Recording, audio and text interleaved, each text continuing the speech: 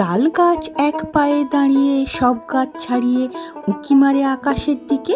এই কবিতাটা তো সবার প্রায় মুখস্থ।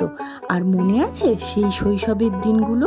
নমস্কার সব বন্ধুদেরকে, লক্ষ্মী ছানার রান্নাঘরে তোমাদেরকে অনেক অনেক স্বাগত। একটা ফল কি করে শুধু খাবার থাকে না, হয়ে ওঠে একটা ঋতুর গল্প, একটা উৎসব আর শৈশবের স্মৃতি, জানেন?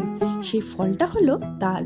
ভাদ্রের বাতাসে যখন পাকা তালের গন্ধ ভেসে আসে, মনে হয় বাঙালির রান্নাঘরে যেন পুরনো দিনের দরজা খুলে গেছে। তালের সঙ্গে জড়িয়ে আছে তাল নবমীর উৎসব, আর জড়িয়ে আছে আমাদের বাংলা সাহিত্য, লোকসংস্কৃতি আর বর্ষা শেষে সেই চেনা নস্টালজিয়া। গল্পে, কবিতায়, ছড়ায় তাল কখনো শুধু একটা ফল নয়।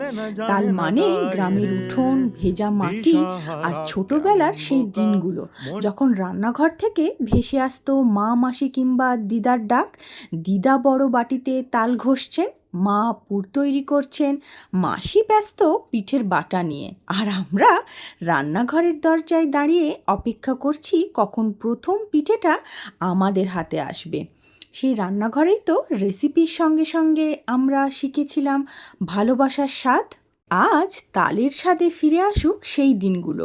নরম তালের পাটিসাপটা, মিষ্টি তালের বড়া, ঘ্রাণে ভরা তালের কেক পিঠা, ভেতরে পুর ভরা তাল। আজ রান্নাঘর বদলেছে, সময় বদলেছে, কিন্তু তালের গন্ধে এখনো ফিরে আসে সেই মা, মাসি, দিদাদের রান্নাঘর।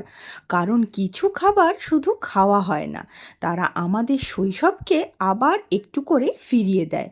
তাল তাই শুধু ফল নয়, তাল মানেই বাঙালি স্মৃতির স্বাদ।